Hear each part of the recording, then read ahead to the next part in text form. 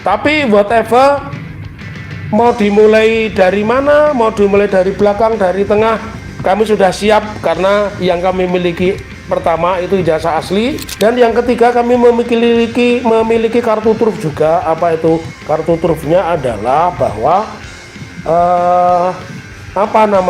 pada saat mereka menjadi alumni itu kita punya buku, namanya buku 25 tahun Fakultas Kehutanan Universitas Gadjah Mada yang terbit tahun 1988.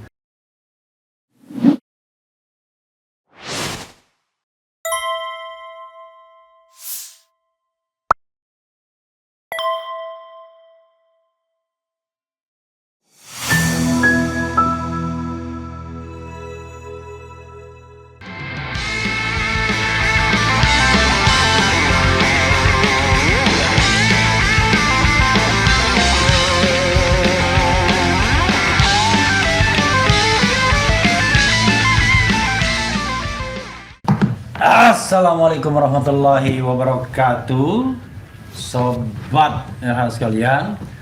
Jumpa meneh di channel, lupa jadi jumpa lagi di Channel Akal Waras.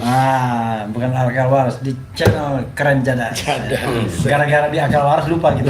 Akalnya jadi nggak waras. Jumpa meneh. Ya, sahabat sekalian, saya bersama Bala RRT ya. Barisan pembela Roy Suryo, Rismon Sianibar, dan Tifauzia Tiasuma atau Dr. Tifa. Jadi kami berbanyak sebenarnya ya, datang ke dua tempat di Solo ini. Walaupun kita seperti go show begitu, datang pukul 2 malam, 2 dini hari, sampai langsung ke PN Solo, mandi tidak. Nanti mandi di sini. Tapi ganti baju ya kan. Tapi sebelum pergi kita udah mandi. Ya. Nah, jadi udah bersih ya. Dan di sini ketemu teman-teman juga yang datang pakai helm ya, pakai HIAC, Chris Biantoro zaman pingin. Jadi sekarang kita bertiga. Oke. Saya Refli Harun, Saya Muhammad Taufik. Saya Fadli Nasution. Fadli Nasution ya. Saingannya Fadli Ramadan itu dari Perludem dulunya. Jadi saudara sekalian, kita akan membahas ya, bertindak sebagai narasumber ya kita, ngobrolnya ya kita gitu ya. Sebagai penasihat hukum RRT juga kita gitu ya. Tetapi sekali lagi Bala RRT ya. RRT. Mumpung kita sedang di kantor Akal Waras M Taufik pakai Q gitu ya. Pakai Q. Maka kita mau membahas soal dua tadi. Di Pengadilan Negeri Solo, Surakarta, dan kemudian kunjungan kita ke FSEK Rudi. Ya, yang istimewa adalah berkunjung ke mantan wali kota Surakarta yang sekaligus ketua DPC PDIP Kota Surakarta, FX Hadi Rudiatmo. Ya, jadi FX provinsi. Ya, tapi menolak ya ketua DPD ya. Jadi FX Rudi, FX Hadi. FX Hadi Rudiatmo, atau dikenal dengan FX Rudi ya. FX Rudi. Tiba-tiba saya susah mengebut F gitu ya. Kalau orang Palembang tuh ngomong F itu jadi P. Empek. Ya, Pak Taufik ya, coba di ini dulu, di update what happened dengan pengadilan tadi. Rame yang datang, ada Amin Rais, ada Bala RRT, kemudian tentu saja ada warga Solo dan lain sebagainya. Tiba-tiba kok seperti anti klimaks. Coba silakan. Ada Rismon Sianipar sebagai prinsipal ya. Kalau Roy Suryo dan Dr. Tifa kebetulan tidak datang, tapi insya Allah nanti tanggal 6 Januari kita usahakan datang. Kita usahakan datang ya. Kalau bisa mengusahakannya. Silakan. Insya Allah. Oke, silakan. Apa yang disampaikan oleh Bang Refli Harun, saya mau tanggapi sebagai berikut ya. Memang persidangan hari ini pengadilan itu penuh, bahkan sebelum dimulai pada pukul 10 itu koridor atau gang yang ada di Pengadilan Negeri Surakarta menuju ruang sidang itu tidak bisa dilewati karena saking sesak dan penuhnya orang-orang yang antusias ingin mengikuti jalannya persidangan gugatan citizen lawsuit ya yang mensoalkan sikap negara yang mendiamkan saja terkait dengan ijazah Dr. Andes Insinyur Haji Joko Widodo. Nah, kalau dibilang anti klimak belum ya, karena tadi belum ada pembuktian. Nah, jadi begini. Ketika dari tim kami itu menyajikan 15 bukti, kemudian dilihat oleh hakim, diperiksa begitu tepatnya, hakim tidak bisa menerima ketika KTP penggugat 1 dan penggugat 2 dijadikan satu bukti, dan ketika ijazah penggugat 1 dan penggugat 2 dijadikan satu bukti, begitu juga transkrip nilai itu tidak bisa, maka otomatis bukti P1 itu akan berkembang menjadi P11, P12 ya. Kemudian yang P2 juga akan bertambah, P21, P22 dan seterusnya, dan ini berpengaruh. Tetapi so far so good. Sebab di bukti-bukti yang lain itu dinyatakan diterima begitu. Tata urutannya saja pasti kita rubah, dan tadi sudah kita rubah. Jadi tata urutannya itu akan kita rubah. Namun yang menarik, substansi dari persidangan pada hari ini, selain tadi disebutkan oleh Bang Refli Harun, dihadiri Pak Amin Rais, dihadiri Rismon Sianipar, dihadiri juga beberapa televisi nasional, dan juga dihadiri oleh teman-teman yang datang dari Banten, dari Bandung, dari Bojonegoro, dari Jember ya, dari Semarang otomatis, dan dari Surakarta tentu saja. Itu sangat menggembirakan kami ya, bahwa artinya sebuah pengadilan di kota yang kalau siang penduduknya 2 juta, kalau malam penduduknya 600.000 ini, orang begitu antusias ya. Nah, memang di situ benar yang dibilang oleh RH ya, ada perdebatan ya. Perdebatan itu khususnya tentang keinginan dari penggugat, keinginan dari kami itu untuk melakukan cross examination. Apa maksudnya? Bahwa kita ingin melakukan pembuktian bersilang. Maksudnya ketika kami menyajikan bukti ini, ijazah ya, ini transkrip nilai, itu boleh dicek oleh pihak lawan. Begitu pula sebaliknya, pihak lawan ketika menyajikan bukti, tim dari kami ini harus diperbolehkan menilai pula.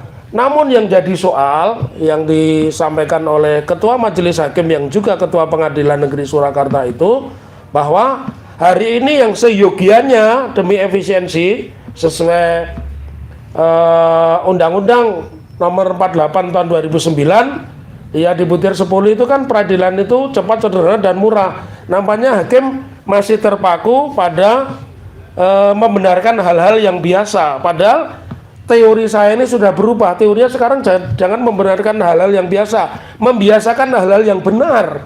Di hukum acaranya, baik itu memakai HR atau RBG, itu pembuktian tertulis dengan saksi itu boleh, tapi hakim sepertinya tidak memperbolehkan itu. Problemnya di situ. Karenanya kami masih diberi waktu 1 kali, tanggal 30. Kalau hari ini 3 ditambah 7 adalah tanggal 30, itu pembuktian tertulis. Lantas dilanjutkan 1 minggu kemudian, kalau ini disepakati 1 minggunya tanggal 6 adalah pembuktian saksi. Tapi whatever, mau dimulai dari mana, mau dimulai dari belakang, dari tengah, kami sudah siap. Karena yang kami miliki pertama itu ijazah asli, yang kemudian kedua kami memiliki pembanding dengan alumni tahun 85 yang tinggal di beberapa tempat di Indonesia, dan kami sudah mendapatkan 5.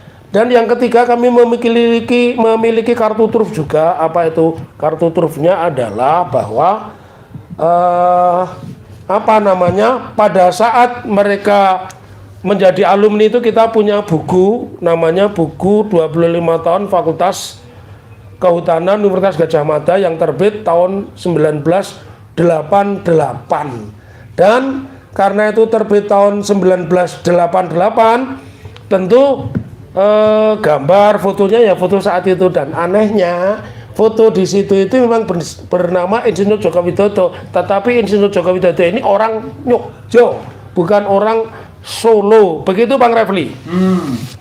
Iya, sebenarnya gini, buat Fadli ya, datang ke Solo ini ekspektasinya apa sebenarnya? Karena kita tahu bahwa ini adalah citizen lawsuit ya, jadi gugatan warga negara, tetapi memang erat kaitannya dengan pembuktian ijazah asli dan tidak asli atau palsu Jokowi yang kebetulan sekarang mendudukkan klien kita RRT, Roy Rismond dan Dr. Tifa sebagai tersangka. Kira-kira apa ekspektasi, harapan dan apanya lah catatan dari Adinda Fadli? Silakan. Ya. Terima kasih Bang Refli, Pak Taufik ya. Jangan segan-segan dibesarkan. Ya. Pertama, kita sebagai kuasa hukum RRT menaruh harapan besar terhadap persidangan citizen lawsuits yang sedang berlangsung di PN Surakarta ini. Tentu saja harapannya ada solusi ya, penyelesaian terhadap pro kontra ataupun persoalan ijazah yang asli atau palsu ini bisa dibuktikan di persidangan. Itu yang pertama. Yang kedua, tentu juga di samping kita praktisi hukum, kita juga tertarik dengan gugatan citizen lawsuit ini kan jarang ya Pak Topik ya? Ya. Sangat-sangat jarang ini terjadi. Ya. Dan sampai pemeriksaan bukti lebih-lebih. betul. Nah, terutama juga di tahun-tahun ini mungkin bisa dihitung jari lah orang melakukan gugatan CLS ini, citizen lawsuit. Nah, kita pengen melihat langsung, sehingga juga nanti diperdalam dengan Pak Taufik, juga kepada masyarakat umum ya, yang awam, bisa dikasih gambaran sedikit juga itu Pak. Apa sih gugatan citizen lawsuit ini sebenarnya? Siapa sih yang menjadi penggugat dan siapa yang menjadi tergugat dalam perkara ini? Kemudian apa kaitannya dengan ijazah Pak Jokowi itu? Gitu Pak. Jadi biar penonton tidak bingung, jadi kita sudah memerankan dirinya sebagai saling bertanya, saling menjawab, saling sapa. Nah, tetapi karena Pak Taufik tuan rumah yang mengetahui detail persoalannya, kita silakan Pak Taufik. Ini satu pertanyaan menarik dan menjadi kewajiban saya untuk menerangkan Sobat RH dan juga mahasiswa peserta kuliah terbuka Fakultas Hukum Universitas Akal Waras. Apa itu citizen lawsuit? Kalau kita berbicara citizen berarti itu penduduk ya. Kemudian lawsuit itu kita bisa menyebutnya gugatan, komplain atau apa. Tetapi ada satu karakteristik tersendiri. Kalau di dalam proses perbuatan melawan hukum, gugatan wan prestasi atau gugatan ingkar janji atau gugatan onrah mata gedat atau wedereh teleh begitu ya.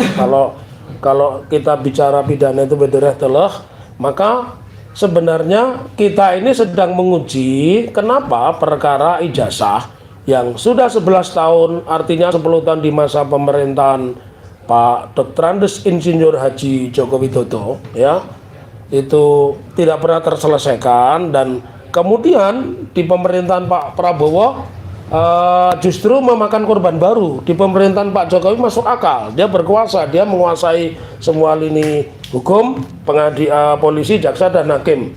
Nah, kemudian di masa yang sekarang ini ada 8 orang menjadi tersangka ya, yang 5 di klaster pertama, yang 3 di klaster kedua. Dan sejauh ini kalau mendasarkan pendapat dari para pakar hukum tata negara seperti Profesor Jimli Asidiki, kemudian Profesor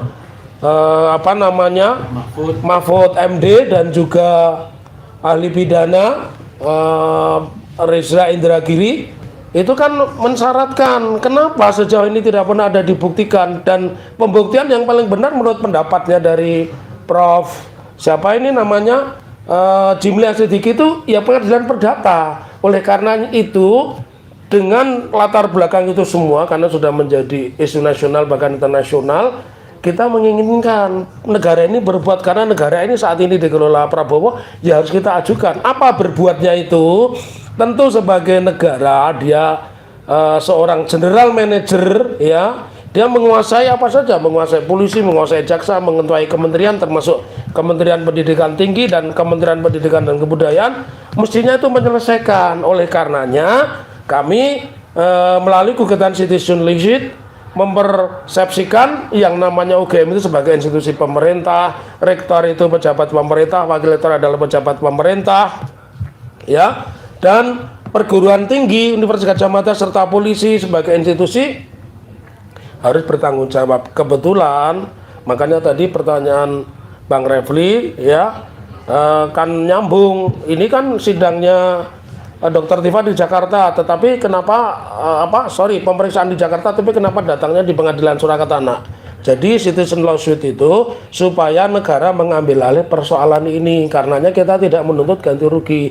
Dan mungkin juga citizen lawsuit ini sudah mengilhami ada gugatan kaitannya dengan banjir bandang di Aceh, Sumatera Utara, Padang dan Bengkulu itu sudah ada gigit seperti itu. Jadi melalui tayang ini saya menginginkan ketika negara mendiamkan diri atas satu problema, maka negara memiliki kewajiban dan mekanisme pembuktian yang bisa dilakukan itu melalui gugatan citizen lawsuit. Itulah perbedaannya gugatan PMH, gugatan manifestasi dan gugatan citizen lawsuit. Citizen lawsuit ini tidak mensyaratkan kita menuntut ganti rugi. Kalau PMH dan sebagainya kita menuntut ganti rugi.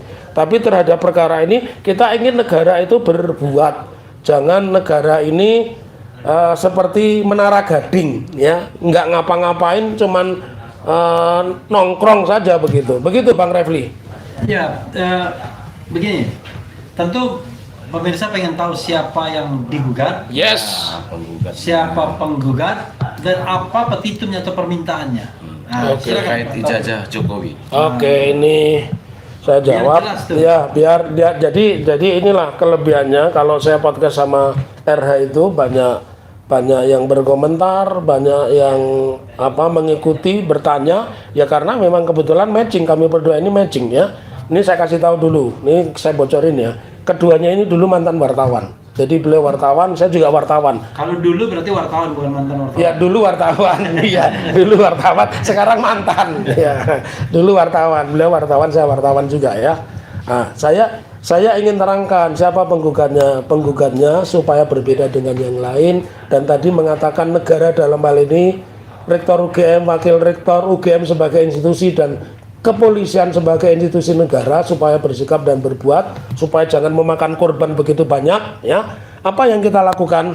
Maka kita mendasarkan pemberi kuasanya atau prinsipalnya adalah 2 alumni UGM. Siapa? Yang satu bernama Top Taufan Hakim, dia alumni 2002 Fakultas Ekonomi Manajemen ya. Kemudian yang kedua Bangun Sutoto ya. Bangun Sutoto ini alumni 2017 ya. Ya dia dia dari Fakultas Ilmu Politik ya. Dari Fakultas ilmu politiknya. Jadi dari keduanya ini, satu, kalau nanti dipertanyakan loh, you siapa? Kan punya legal standing. Itu pertama. Yang kedua, dia warga negara Indonesia. Dan yang ketiga, dia membayar pajak karena itu dia memiliki alasan supaya isu ini tidak liar dan tidak memakan korban, negara harus bertanggung jawab. Lalu siapa yang digugat? Yang digugat tentu saja Rektor Universitas Gadjah Mada. Kenapa rektor? Rektor selalu dengan narasi. Kata-kata ini saya ulang lagi. Dengan narasi, tidak pernah dengan bukti, mengatakan awalnya meyakini. Kalau meyakini itu kan berarti dia tidak pernah melihat langsung. Meyakini bahwa ijazahnya Jokowi asli dan tidak pernah diperlihatkan hingga hari ini. Ya, dia selalu mengatakan, bahkan yang terakhir mengatakan kita mengakui jasa Jokowi asli. Kita kan tidak bicara akui atau tidak akui, tapi kita bicara apakah jasa itu benar asli atau tidak asli. Lalu Wakil Rektor 2 itu selalu menyebutkan proses pendidikannya seperti ini. Dia ikut KKN di Desa Wonosegoro, dia ikut menyusun skripsi, pembimbingnya ini dan sebagainya, walaupun itu sudah ditolak oleh mereka yang disebut pembimbing dalam hal ini Pak Kasmujo. Nah, itu alasannya. Yang ketiga, kenapa kita memasukkan kepolisian? Karena kepolisian kan menyimpan ijazah. Dan kemarin ditunjukkan Kepolisian Republik Indonesia ya? Ya, Kepolisian Republik Indonesia itu menyimpan ijazah. Artinya begini, tadi juga ada di wartawan ditanya ketika di pengadilan, lalu bagaimana kalau ijazahnya itu tahan sebagai barang bukti? Justru gampang, polisi itu kan satu, mau polisi Surakarta, polisi Semarang, polisi Jakarta, polisi Banten, polisinya satu, kan mudah itu ditunjukkan. Nah, terakhir Universitas Gadjah Mada sebagai institusi juga kita masukkan sebagai turut tergugat. Kenapa? Biar dia berbuat, ya, biar dia berbuat, jangan seenaknya. Dan Pak Jokowi sebagai tergugat utama tentu saja berkewajiban kalau di depan wartawan Kompas secara eksklusif mengatakan, saya akan tunjukkan di depan sidang, di depan wartawan yang lain lebih kurang 12 wartawan juga mengatakan begitu, ya. Tentunya itu kalau beliau ini seorang presiden yang bertanggung jawab, seorang pejabat negara bertanggung jawab, dia akan gentleman datang ke pengadilan dan membawa ijazah, selesai. Kalau tidak, ya seperti yang banyak dikatakan, berarti kalau dia memiliki asli berarti dia ingin menghukum warga negaranya. Kalau dia tidak memiliki jasa asli mengaku-ngaku, ya mestinya Pak Jokowi yang harus diproses, bukan seperti yang terjadi Ibu Wakil Gubernur, ya. Ibu Wakil Gubernur di mana itu, Bengkulu, ya? Bukan, Babel di Bangka Belitung. Di Bangka Belitung itu sudah ditetapkan tersangka dan pasalnya berlapis-lapis. Kenapa ada disparitas pidana? Saya kembalikan, nanti saya diprotes. Ini jadi saya sebagai hostnya diem aja. Nah, Bang Refli biasanya begitu. Nah, ini saya kembalikan lagi aja tanya jawabnya. Jadi mungkin nanti Fadli tambahkan ya. Ya. Jadi penggugatnya adalah dua alumni UGM, ya. top-topan sama Bangun Sutoto. Betul. Kemudian tergugatnya adalah Rektor UGM. Jokowi dulu. Oh, Jokowi. Rektor UGM. Wakil Rektor 2. Kemudian kepolisian. Turut yang kelimanya, turut tergugatnya adalah institusi perguruan tinggi UGM. Oke, sebagai institusi. Ya. Pertanyaannya petitumnya apa tadi? Oh, lupa, belum terjawab nih petitumnya. Nih enaknya kalau yang tanya mantan wartawan, ya. Mantan wartawan atau pernah jadi wartawan? Cerdas dia, tajam. Itu tajam. Saya susah. Biasanya nggak jarang bertanya begini. Betul, ya.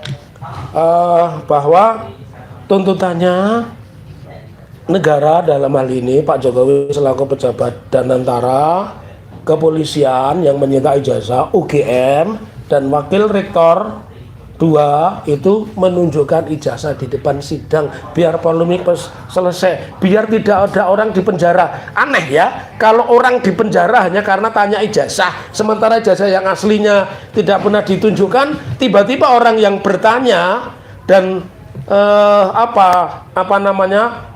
memuat ulang itu dijadikan tersangka. Itu sangat aneh dan semua orang ahli hukum pidana, hukum tata negara, ya, terus hukum karma, semua pasti bertanya itu. Tidak pernah terjadi seperti itu. Oke, jadi secara spesifik adalah mereka tanggung renteng untuk menunjukkan ijazah. Pokoknya ijazahnya ditunjukkan. Pertanyaannya Pak Taufik, pada tanggal 15 Desember ini buat Fadli, ya. Oke. Pada tanggal 15 Desember 2025, hari Senin yang lalu, kita kan lawyer mengikuti gelar perkara khusus. Pak Taufik karena halangan tertentu yang jauh tidak ikut, tapi saya sama Fadli ikut, ya. Itu sudah ditunjukkan ijazahnya. Nah, lalu mungkin pancingan buat Fadli. Jadi ngapain lagi? Ya gitu. Silakan Fadli. Yang juga hadir dalam gelar perkara khusus tersebut. Kalau yang ini Fadli nggak pakai zone, ya? Nggak pakai, ya. Dan juga tidak zong. Tidak zong. Fadli sungguhan ini. Ya, makanya kalau kita kaitkan persidangan CLS ini di PN Surakarta, ketika para penggugat meminta para tergugat menghadirkan ijazah, tentu kan jawabannya sederhana. Ijazah itu sedang dalam penyitaan Polda Metro Jaya, kan begitu. Nah, kemudian kalau dibalikan kepada RRT tersangka dalam perkara ini, Polda Metro Jaya juga sudah menyampaikan, sudah diperlihatkan ijazah sebagai barang bukti kepada para tersangka. Nah, makanya kan kemudian kita apa sih putusan yang mungkin gitu, yang mungkin bakal lahir dari proses persidangan CLS ini. Kalau misalnya penggugat itu dikabulkan, apa sih putusannya yang bisa berdampak pada ijazah Jokowi ini? Gitu. Langsung aku jawab ini, ya. Nah, jadi kalau pertanyaan itu sampaikan ke saya. Jadi, sebentar, kalau saya terjadi microslip, saya mohon maaf. Karena memang baru datang dari Jakarta jam 2 dini hari, jalan dari Jakarta langsung ke PN Surakarta dan sampai sekarang belum menyentuh bantal dan kasur. Iya. Tapi sudah menyentuh 20 tusuk daging kambing. Daging kambing Pak Manto. Iya. Ditambah yang diicip-icip itu apa?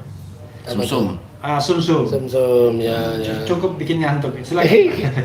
jadi begini, aku mau jawab yang ditanyakan oleh Fadli ya.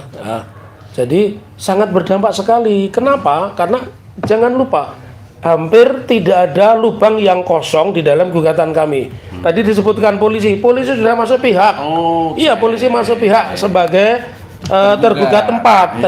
Tergugat satu adalah Dr. Andes Insinyur Haji Joko Widodo. Tergugat dua adalah Rektor Universitas Gadjah Mada. Tergugat tiga adalah Wakil Rektor 2 dan tergugat empatnya adalah kepolisian. Jadi kalau kita bicara polisi kan sama aja kan. Mau polisi dimanapun orang namanya, misalkan Polsek, Kepolisian Negara Republik Indonesia, polisi sektor, kan begitu kepolisian sektor. Nah artinya kecuali kalau direformasi ya. Direformasi, tapi kayaknya susah itu Bang Refli ya. Kalau kita lihat bagaimana ada peraturan polisi nomor 10 ya yang sudah bisa mengeliminir pekerjaan Komite Reformasi Kepolisian. Oke lah, kita kembali lagi. Jadi ini sangat berdampak, implikasinya sangat luas dan ini ditunggu oleh pengacara manapun karena tanggal 26 yang akan datang itu akan datang yang namanya Subhan Palal. Namanya sebenarnya Subhan Palar. Oh, Palar. Waktu kecil dia tuh nggak bisa ngomong R. Oh iya. Makanya kok lucu Subhan Palal. Ya. Kemudian yang ketiga akan datang penggugat yang lain siapa? Insinyur Komardin Didin SH MM. Dia yang menggugat di Sleman. Nah, jadi ini implikasi yang sangat luas karenanya kami minta doa dan dukungannya datang ke pengadilan ya. RRT datang juga. Iya, makanya dan ini kalian yang tidak tahu ya, dia itu sahabat saya, tapi tidak saya perbolehkan masuk ruang sidang.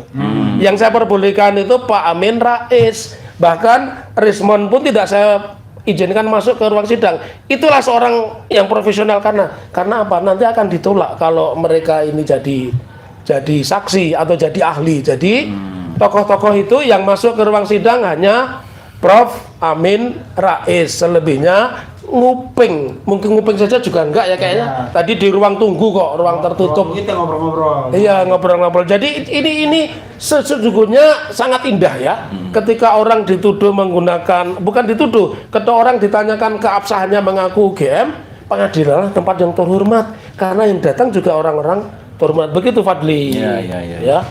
Jadi memang menarik ya. Tokoh sekelas Pak Amin Rais hadir di persidangan kita hari ini dalam kapasitas apa gitu Pak Taufik? Pak Amin itu harus tahu, Pak Amin itu sama dengan Bang Refli, sama dengan para penggugat, mereka itu alumni Universitas Gadjah Mada. Prof. Amin itu guru besar UGM, ahli politik Timur Tengah pada saat itu ketika beliau masih menjadi dosen aktif. Nah, beliau berkepentingan, jangan lupa karena beliau itu aslinya kelahiran Solo. Jadi Prof. Amin Rais itu kelahiran Solo, putra Solo. Makanya wajar dia datang dan tadi juga beliau mengatakan diri di samping kami, Mas Taufik, saya tidak akan memberikan keterangan atau saksi apapun, saya hanya memberikan doa. Luar biasa kan ini doa. Bukan sebagai saksi ya? Bukan, tidak berkedudukan sebagai apapun kecuali sebagai orang tua yang menghadiri persidangan dan mendoakan supaya di persidangan ini Pak Jokowi juga hadir secara terhormat. Oke, ada lagi Fadli soal PN ini? Ya, berapa persen optimisme penggugat yang dikabulkan oleh majelis hakim? Saya optimisme saya di atas 60%. Cuma 20%? Di atas 60%. Karena ditolaknya eksepsi oleh eksepsinya Pak Jokowi Widodo, eksepsi Rektor UGM, eksepsi Wakil Rektor 2, eksepsi kepolisian, itu menandakan bahwa hakim ini berwenang. Kalau hakim berwenang, pengadilannya berwenang dan tentu juga bisa memutus begitu. Tapi tentu ada pertanyaan independen ya. kemarin di suatu tempat saya mengatakan, apakah Anda meragukan independensi? Saya balik tuh yang nanyanya. Are you sure? Siapa? What is the name? Kompas lah TV. Iya, Kompas TV. Jadi are you sure kalau sudah independen? Kalau saya mengatakan bahwa pengadilan tidak independen, kemudian tidak penyidik ya tidak independen, kemudian saya mengatakan juga unequal treatment, memperlakukan para pihak itu tidak equal, kemudian unprofessional, tidak profesional, unproporsional, tidak profesional. Apakah saya salah mengatakan demikian? Karena itulah yang kita alami kan dalam hal misalnya pembuktian ijazah ini yang kita hanya diperlihatkan pada saat terakhir injury time dan tidak boleh diraba.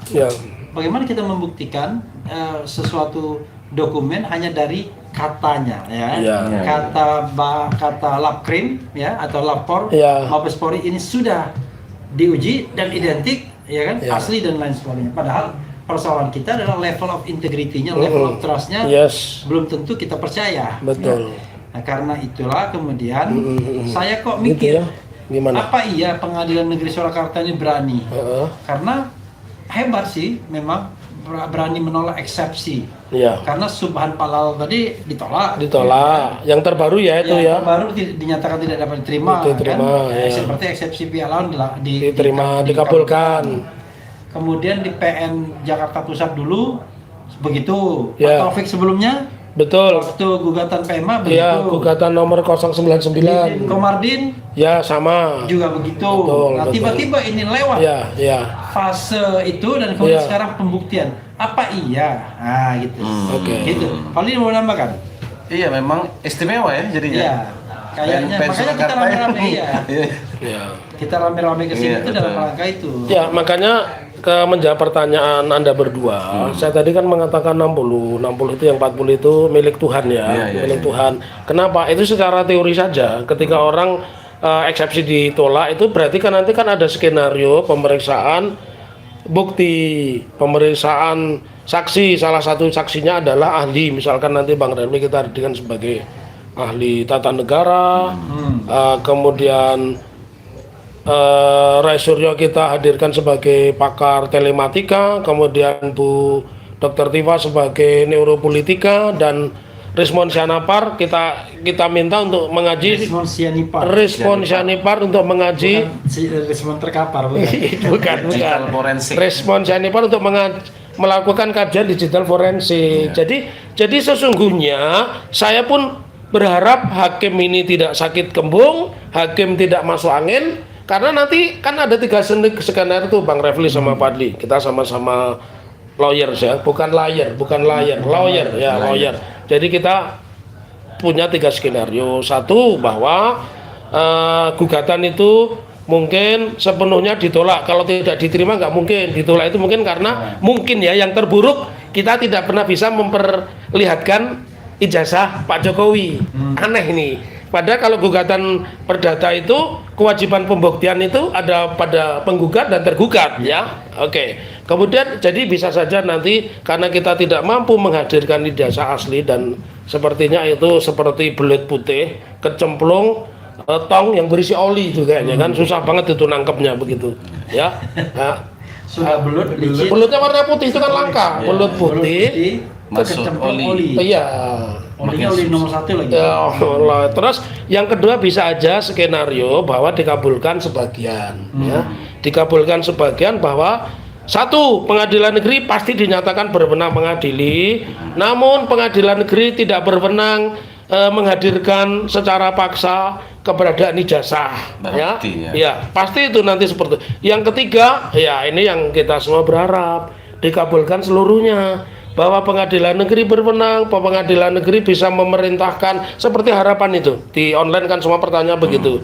Ada Bang Taufik tolong pesan kepada hakim untuk menghadirkan ini, sudah saya sampaikan Yang ketiga bisa saja dikabulkan semuanya bahwa hakim akan memerintahkan kepada yang namanya Dr. Andes Insinyur Haji Joko Widodo untuk datang ke persidangan, atau kuasa hukumnya atau orang yang dikuasakan untuk datang di pengadilan menunjukkan ijazah. Itu selesai, dan itu yang diharapkan oleh jutaan pasang mata yang ada di Indonesia atas persidangan di Surakarta. Nah, ini saya justru mau tanya ini sama Bang Refli ya, pakarnya tata negara.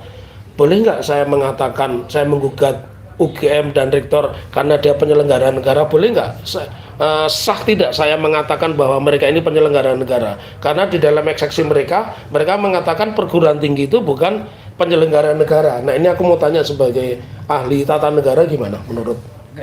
Jadi kita pendekatannya dua, pendekatan kelembagaan. Kelembagaan, ya. Jadi lembaga itu ada yang namanya lembaga negara. Lembaga negara. Ada lembaga yang bukan lembaga negara. Bukan lembaga negara. Lembaga swasta kan. Ya. Nah, lembaga negara itu adalah salah satu pendekatannya adalah biaya biasanya. Biaya, gitu ya. Sepanjang dia dibiaya oleh negara, maka bisa dikatakan lembaga negara. Oh, salah satu indikator. Terus indikator yang lain. Jadi untuk indikator pertama itu biaya. Tetapi tentu proses penyelenggaraan institusi tersebut banyak melibatkan negara kan? Iya. Seperti misalnya dalam pemilihan rektor. Kita tahu kan ada suara menteri dan lain sebagainya. Kemudian penyebutan negeri kan begitu. Kalau kita bandingkan ada perguruan tinggi negeri, perhitungan swasta. Kemudian kita juga lihat status dari pegawainya yang masih mayoritas adalah ASN, aparatur sipil negara. Ada juga yang memang pegawai yang kontrak ya. Dosen kontrak ya. Dari situ maka kita tidak bisa mengatakan UGM itu bukan penyelenggara negara. Bukan institusi yang terkait dengan negara, dan kemudian rektor UGM itu penyelenggara negaranya, kan? Karena itu menurut saya kalau mereka berkelit bahwa bukan penyelenggara negara, nggak bisa. Satu lagi misalnya ya, misal apakah rektor itu terkena kewajiban untuk menyerahkan LHKPN? Kalau pejabat rektor terkena dong. Kan LHKPN itu kan laporan harta kekayaan penyelenggara. Jadi salah satu unsurnya itu. Jadi kita banyak ukuran untuk mengatakan bahwa dia adalah penyelenggara negara. Nah, dalam perspektif good governance, clean government, biasanya institusi-institusi yang apalagi fully funded by the state gitu ya, itu biasanya terkena kewajiban-kewajiban untuk transparan, objektif, ya kan. Jangan lupa juga Bang Refli, UGM kan punya kewajiban membayar pajak juga. Dosennya terima gaji, bayar pajak, biaya penelitian dan segala macamnya. Karena itu menurut saya kalau dia mengatakan bukan penyelenggara negara, aneh. Karena semua kita penyelenggara negara. Cuman ada penyelenggara negara yang pejabat negara. Ada yang bukan pejabat negara. Jadi intinya adalah dia menyelenggarakan urusan negara. Urusan apa yang diselenggarakan? Urusan di bidang pendidikan. Saya bilang pendidikan itu bukan urusan negara. Nah, dia menyelenggarakan sebagian urusan pendidikan tersebut. Tentu tidak semuanya. Kan, tetapi dia menyelenggarakan urusan negara di bidang pendidikan, dan karena itu dibiayai oleh negara. Itu karena itu saya kira dia terkena kewajiban yang diinginkan oleh pihak Pak Taufik. Begitu. Terima kasih. Salah satu pertimbangan hakim sepertinya seperti itu. Jadi netizen biar tahu ini apa yang kami lakukan ini akal waras benar, punya legal standing, punya tujuan, tidak punya tendensius begitu. Kalau Fadli gimana Fadli? Kalau perguruan tinggi negeri itu kan bagian dari Menteri Pendidikan. Begitu Menteri ya. Pendidikan mendelegasikan kewenangannya kepada Kemenristek Dikti ya, Kementerian Ristek Pendidikan Tinggi ya. Mendelegasikan sebagian kewenangannya kepada rektor. Untuk apa? Menyelenggarakan pendidikan. Nah, ketika rektor Unila Lampung ya. Ditangkap KPK. Ingat karena apa? Karena dia penyelenggara negara, menerima suap. Gitu loh. Jadi konteks itu melekat sesuai dengan undang-undang KKN, termasuk dalam beberapa kategori penyelenggara negara. Jadi saya kira itu mereka hanya mencari-cari alasan saja.